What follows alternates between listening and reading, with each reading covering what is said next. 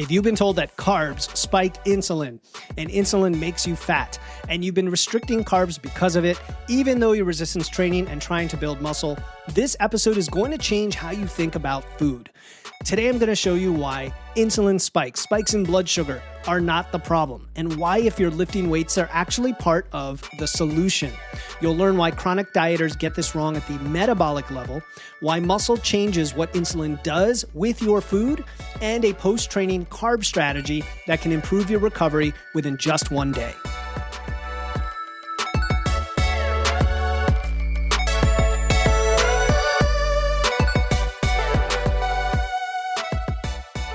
Welcome to Wits and Weights, the show that helps you build a strong, healthy physique using evidence, engineering, and efficiency. I'm your host, certified nutrition coach, Philip Pape, and we're talking about carbs today, one of our favorite topics. The idea that insulin spikes from carbs, right? Carbs spike blood sugar, increase your insulin, that those occur and that they automatically cause fat gain is still one of the most persistent myths in fitness. And it's costing a lot of people, especially those over 40, a lot of women I talk to, peri-post-menopause, it's costing you a lot of real progress, healthy living, thriving, longevity, all the things that you're trying to seek by doing it, and you're just cutting into those benefits because we can benefit tremendously from carbs depending on the lifestyle. And the lifestyle that we're talking about is the one that we espouse here on Wits and Weights. Now, you've probably heard that keeping insulin low is the key to staying lean. And maybe you've tried low carb, maybe you've tried keto, maybe you're still restricting carbs, even while resistance training 3 or 4 days a week, and you wonder why you don't have the energy, or your performance feels flat, or you're not building muscle, or recovery is taking longer. The reality is that insulin is not a fat storage hormone. Let me repeat that. Insulin is not a fat storage hormone. It is a nutrient-partitioning hormone. And what that means for you and for your body composition and for your muscle building depends entirely on, context. Context, guys. What is so sorely missing from short form reels on Instagram. Context. Your training, your muscle mass, your energy balance, your goals, your lifestyle. When these variables are aligned, then insulin becomes an ally. Now, I shouldn't have to say that any hormone in your body becomes an ally because it's a natural part of our human existence. And if we are all living our natural human lives as we should, as opposed to in today's, Western world with the food supply we have and with the sedentary lifestyle and lack of any form of hard work or heavy lifting, then, the discussion would go away. But we need to understand how to leverage our bodies here and support our muscle development and our energy and our recovery and all of the things that carbs are great for that do not inherently drive fat gain. Now, I want you to also stick around to the end of this episode because I'm going to tie this all together into a post-workout carb timing strategy that I think can noticeably improve your next day's training performance. One of the most common problems I see with clients, I'm going to share it with you. It takes about 60 seconds to explain, and then you can start using it after your very next training session. But really, let's get into the myth and why it persists. Why is this misconception about carbs and insulin and fat gain so sticky, right? That's the word, sticky. I don't think people are scared of insulin itself. Most people don't even use the word necessarily in these discussions. They're scared of losing control and gaining weight, and they've never been able to successfully lose weight or lose fat, and maybe cutting carbs has worked for them, and maybe the fitness industry has given them a really convenient villain that is very convincing in terms of how it is portrayed. Here's what I hear in the industry, and many of these things I believe them myself, and I know now not to be true. Insulin spikes automatically cause fat storage. Wrong. Carbs shut off fat burning. Kind of wrong. And it's wrong and right for the reasons that we need to understand.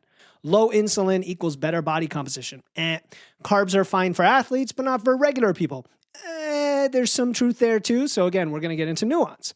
Notice I didn't just shut all these down. There's some truths in these, but you have to understand what they mean and context.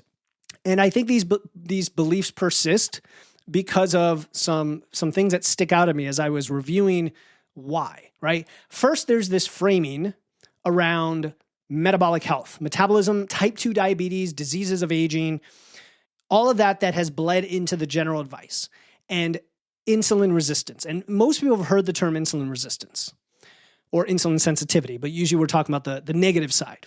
And in a clinical setting, this insulin resistance is generally correlated with really bad things. High insulin is correlated with really bad things, but we're looking at people who have chronic metabolic dysfunction rather than necessarily the acute post-meal response in healthy people. And I've had several discussions with folks on this. Most notably, Ben Zeal came on. He's a type 1 diabetic. And he all but said, look, if you don't have type 1 diabetes, or if you don't have diabetes, you don't have to worry about this stuff if you're lifting weights and you're eating well and you're active, right?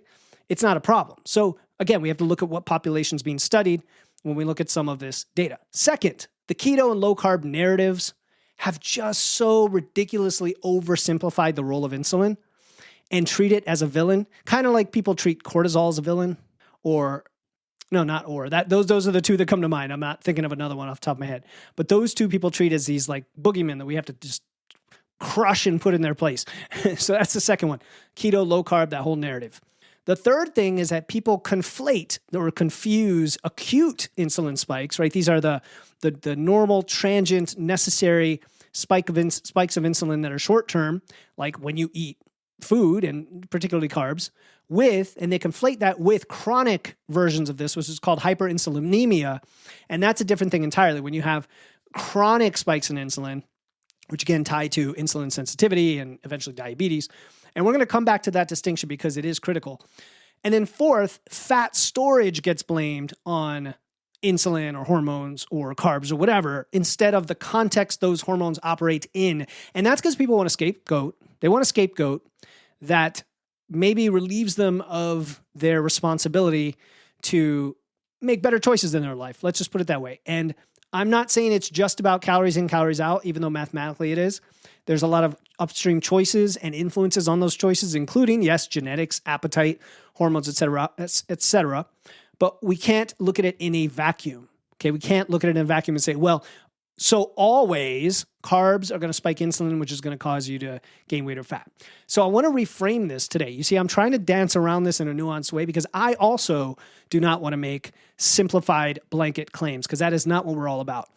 Insulin doesn't cause fat gain without a calorie surplus. Boom. That's the thing you need to remember. Insulin doesn't cause fat gain without a calorie surplus. Another way to put that is the only way you gain fat is with a calorie surplus. Fat gain requires excess energy, repeated overfeeding, overconsumption, potentially a poor use of those nutrients, right? How we partition the nutrients because of your lifestyle, and then low muscle mass or inactivity, right? So it really does all come down to the excess energy, but it's the excess energy in all of that context, and that context tends to produce the excess energy. Insulin just determines where nutrients go. It doesn't create energy out of nowhere. So that's my thoughts on where this myth comes from. Now, let's do a little detour into Insulin 101. What does it do in your body? And I'm not going to dumb it down. I'm going to simplify it in a way that I can understand it so you can understand it. Because I'm not a doctor, I'm not a scientist, but I do self-study all this stuff, and I talk to lots of experts, and I work with clients on a daily basis. So I consider myself quite educated from spending the time to think about and look into this stuff, and also looking at what the actual evidence says. So when you eat, especially carbohydrates and protein, your blood glucose goes up, right? Your blood sugars go up. And then your pancreas releases insulin. Boom. Then insulin does a few things. Insulin shuttles glucose and amino acids into your cells, right? The glucose from the carbs, amino acids from the protein. This is how your muscles get their fuel and the building blocks to grow. Also, insulin suppresses fat oxidation temporarily. This is your fat burning, not fat loss, just the burning of fat. And even the word burn is kind of a layman's term, right? This is where the fear, I think, comes from, though. And we're going to get to why this isn't the problem people think it is at all. This is not a problem at all, guys. Insulin also signals to your body that energy is available. Because remember, insulin is a hormone, so it's a signaling messenger, chemical signaling messenger. It tells your body energy. Hey, body, energy is available. And then that affects other hormones downstream and other metabolic processes downstream. Insulin also reduces muscle protein breakdown. muscle protein breakdown. That's the opposite of muscle protein synthesis. So muscle protein breakdown, which we don't like when our muscles break down, even though it does always happen, right? We're always synthesizing and breaking down muscle tissue, but insulin reduces it. And this is huge for us as lifters. We talk a lot about stimulating muscle protein synthesis, but reducing breakdown is the other half. And then insulin also enables glycogen resynthesis. So that means after you train, your muscles have to replenish their glycogen stores, and insulin facilitates that process. Now your brain is like working like, okay, I see where this is all going to come together, at least for the most part. Some of this stuff needs more explanation, I think. Now, here's a clarification about insulin. It does not cause fat gain without a calorie surplus. Have you heard that before? You probably did a few minutes ago because I said it twice or 3 times. And I'm going to say it again because it needs to land. For you to actually store body fat, you need excess energy, meaning more calories than you burn over time. That's it. Insulin might determine whether those excess calories go more toward fat or muscle. That is true. But if there is no excess, there's nothing extra to store. Okay? So think of insulin as like a traffic cop that's directing nutrients to different destinations. It's not the person loading the trucks, right? If the trucks have your calories, have your energy in them, I'm like waving my hand as if you can see me. This is audio only. If you don't have extra trucks, insulin has nothing to direct toward fat storage. So that's insulin 101. Now, why is insulin so great for us? Why do we love insulin as a muscle-friendly hormone? Again, this is the heart of today's episode. Because if you have any designs on improving your health and body composition, you absolutely must lift weights. And assuming you're going to lift weights and have that kind of lifestyle, especially as we get older, okay, insulin is working for you under those conditions. And the conditions have to be the right conditions. We're going to talk about it. You can't just, lift for 30 minutes twice a week and then have a completely terrible lifestyle other than that. There's a whole bunch of things. But the first big thing we want to talk about is that insulin is what we call permissive for muscle protein synthesis. It doesn't alone like maximally stimulate muscle synthesis. That's what your protein does. Okay. And that's why we eat protein plus the lifting itself. But it plays a supportive role by reducing breakdown, as we already mentioned. That's why it's permissive. In other words, it kind of like unlocks or makes the road a little bit bigger. So proteins like building the muscle, insulin's preventing it from being broken down. That net muscle balance is what determines how much and whether you're gaining tissue over time. So you can see already how insulin is helpful for building muscle. Second, carbs and insulin improve your training performance. Okay, resistance training is what we call glycolytic. I haven't used that term in a while, but it simply means that your muscles run on stored glycogen when you're lifting heavy or when you're doing high volume work. Just like some forms of cardio are also glycolytic, like CrossFit, for example. When you have enough carbs, okay, and we can define what enough means, and it's going to be highly variable. When you have enough carbs, you increase your training volume capacity as a result because training is glycolytic.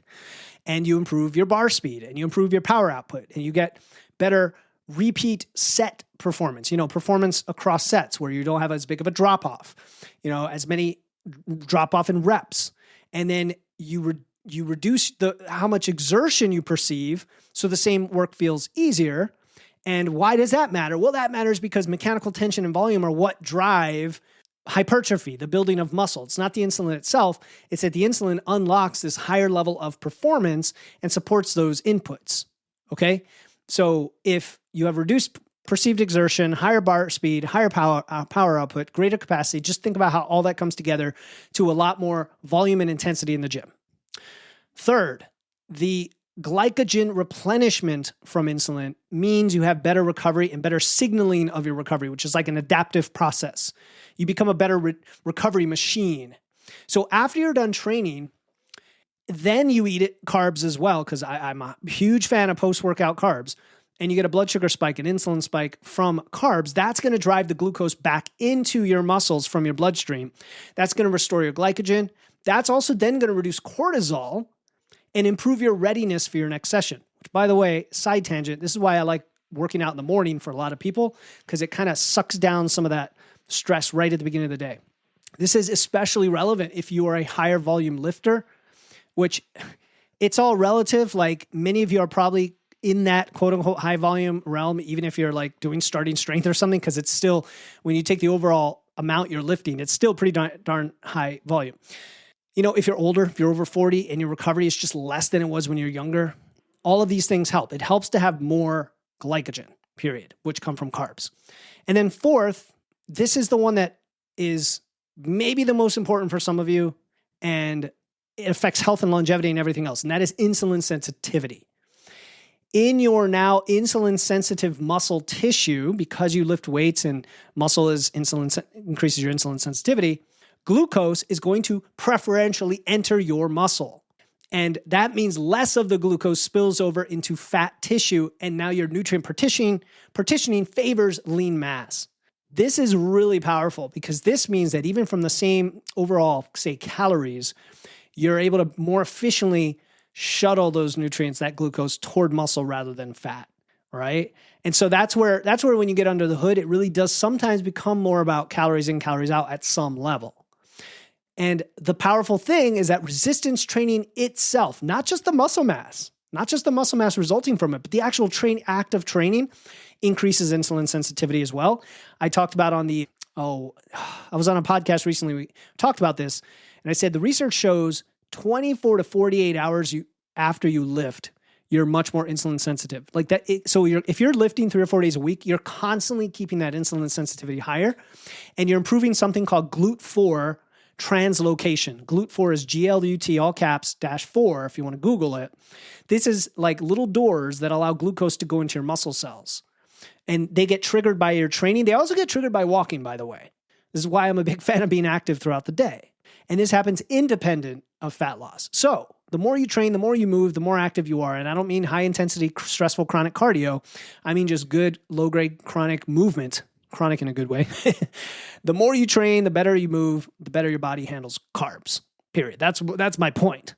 And so this aligns perfectly with what I've been teaching for years on this podcast. Muscle makes carbs even more attractive, quote unquote safer, if I even need to use that term. Like, you don't have to worry about them making you gain fat or worsen your health. They're actually an accelerator, right? The more muscle you have, then the more muscles you can eat. And there are not going to be negative consequences. In fact, they're positive, okay? Because you can tolerate them, you have better insulin sensitivity, and everything else we just talked about. Now, remember, I want to remind you, I'm going to share a specific post-workout carb strategy at the end that can improve your performance the very next day. It ties all this together, so I do want you to stick around so you get the full picture, guys. All right, now, if you're hearing this and you're thinking, okay, how do I actually figure out my carb intake? How do I set up my macros for this? I do have something for you I put together a while back. It's a free guide called Nutrition 101 for Body Composition. It's all about flexible dieting and setting up your protein, carbs, fats based on your goals, whether you're building muscle, losing fat, doing both. It's the same framework I use with my coaching clients. You're going to love it. It's going to teach you, even at the mindset level, how to think about food, but also the tactical level, how to calculate your macros. Go to witsandweights.com/macros or click the link in the show note. I put the link in there. That's witsandweights.com/macros. Now, I know what some of you are thinking. Okay, Philip, I'm trying to lose fat.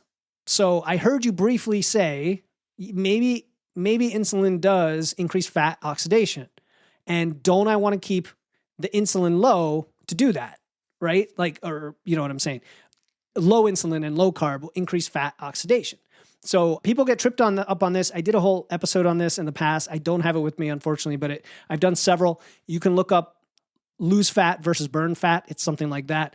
But number one, yes, insulin does suppress fat oxidation so that when insulin is higher, you're not burning as much fat in that moment. That is true. But, okay, this is a critical but. That is a temporary effect. It lasts a few hours after a meal.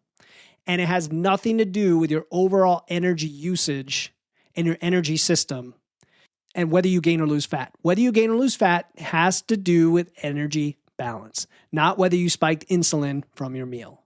Okay, I want you to remember this. You don't lose fat minute to minute. You lose it over days and weeks based on energy balance, not based on insulin in the short term and fat oxidation in the short term. Because guess what? If you're not oxidizing fat and your body needs energy, it's going to use glucose instead.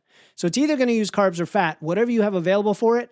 And the keto folks and the low carb folks are like, oh, all right, but that means we don't have any carbs in our system and we're just burning fat. Well, yeah, guess what? You're eating a lot more fat. You're eating a lot more fat. So the equation actually nets out. And there's actually some studies that show people who eat more carbs tend to burn a few more calories from eating more carbs than people who eat more fat. But that's a separate topic. I'll leave that to side, just food for thought. So if you eat in a deficit, you're going to lose fat. Doesn't matter if insulin spiked after every single meal and by how much. Once it drops, fat oxidation resumes and your body can use carbs in the meantime. It doesn't matter. The body is constantly switching between fuel sources as it needs, and all that matters are the calories. Fat loss fails when calories are too high.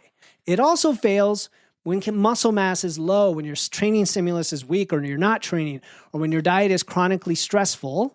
Not because you had rice or fruit, okay? And that's, when we say carbs, by the way, that is what we're talking about. We're not talking about pizza and donuts and muffins, even though they contain carbs.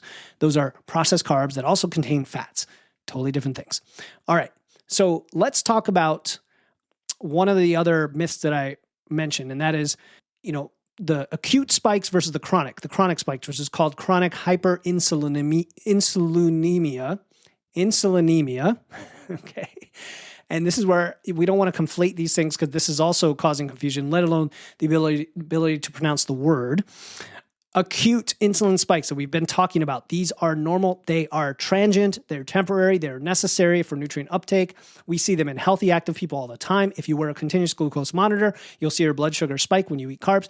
Totally normal. Nothing wrong with it at all. The amount it spikes is nothing compared to the amount it would spike in a diabetic. You don't have to worry about it. Every time you eat a meal with carbs or protein, you're going to get an insulin spike. That's your body doing what it's supposed to do. That's why I don't even recommend CGMs for the vast majority of people, almost anybody, really. Even if you're trying to get your A1C down, if you start lifting weights, walking more, and eating balanced meals, you're probably going to solve the problem.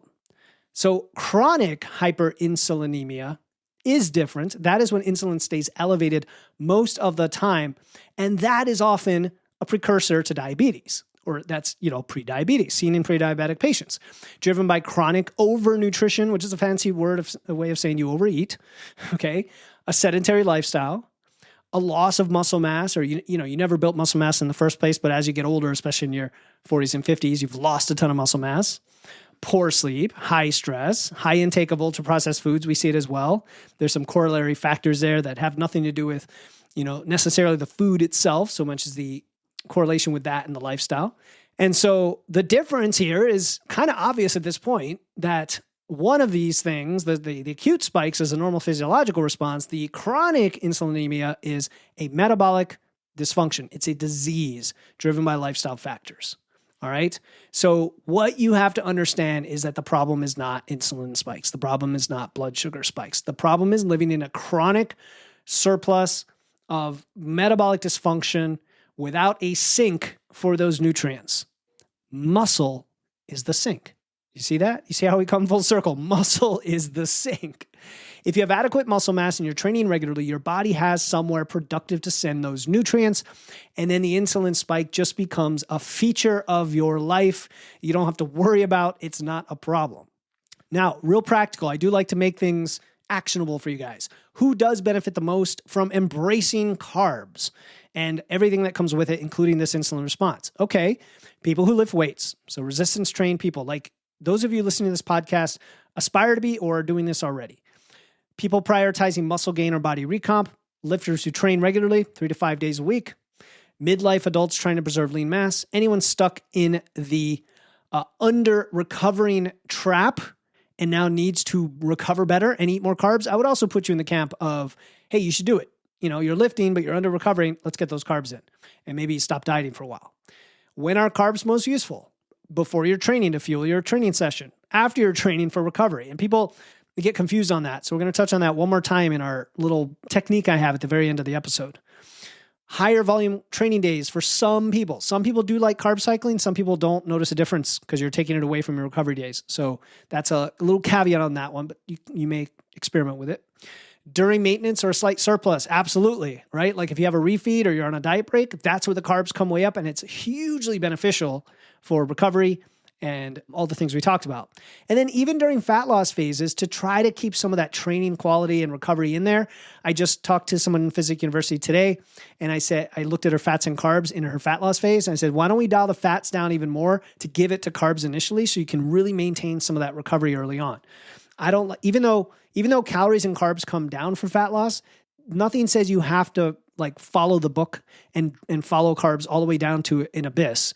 You can find ways to get more carbs in, sometimes lowering fats, sometimes lowering protein even is a worthwhile trade. Sometimes it's adding more fiber into your diet so then you could eat more non-fibrous carbs because you have the extra calories now to work with, things like that. Now, when might carbs be reduced? All right, well, if you're going to have a bunch of sedentary days or, go on a trip or something like that, you're not training for a while, that might be a time to shift to a little bit of a lower carb diet. Not a low carb diet, just you don't need as much. So low activity periods, sedentary periods, you could do it for short-term appetite management sometimes. When you're in a fat loss phase, they're going to come down. Obviously, people who are sedentary, not resistance training, I guess, need to keep their carbs down. And I feel sad for them because they need to be not living that way. But if that's the case, then carbs are probably going to make you fat because you're just over-consuming calories. All right. The key theme here is that you gain carb tolerance through training and you use them. You use them well. And there we go. All right. All right. Now, I want to tell you what I'm not claiming here because the nuance just always gets lost in the arguments back and forth online. Okay. I don't want you walking away with a straw man version of this message. And by the way, if you heard this on YouTube and you're commenting already because you're a low carb zealot or a keto zealot, you didn't listen to the episode and you didn't get to this point.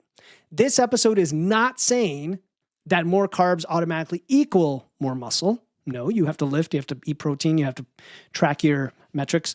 It's not saying that insulin is the only growth signal. Remember, insulin is a helper. It is not saying calories don't matter. Actually, the opposite. I've said it multiple times. Calories are the main thing at the end of the day that matter when it comes to your change in body mass. It's not saying that everyone should eat high carb all the time. And it's not saying that diabetics should ignore their medical advice because diabetics are a whole different population not being addressed by what I'm talking about today, even though they definitely benefit from the lifestyle factors we talked about today. What I am saying is that insulin works with your training, your protein, your calories, your lifestyle to support muscle growth, okay? They all have to be in place. And this is consistent with something I talk about constantly, which is the muscle first philosophy. When you prioritize building muscle, it's not just changing how you look, it's changing your metabolic system for the better, for life, for a long, wonderful life. You're increasing your glycogen storage, you're improving insulin sensitivity, you're creating a bigger metabolic buffer so you can eat more food. Come on, raise your hand, you want that. Eat more food, you could recover better, you could diet less often. Yes, raise your hand, you want that too. Building muscle is not just about aesthetics, it's a great, great side effect of it, but it's building a body that handles nutrition more efficiently. And then nutrition comes along for the ride and you want to eat better and you want to use more carbs because they're fuel and on and on and on. And then you have less restriction, more flexibility, and it just all flips that mindset from restriction and carbs are the enemy to, hey, carbs are a tool that I'm using for my training and for my muscle and I love them and we're going to eat them and enjoy them. And then you stop fighting all this and listening to all this nonsense.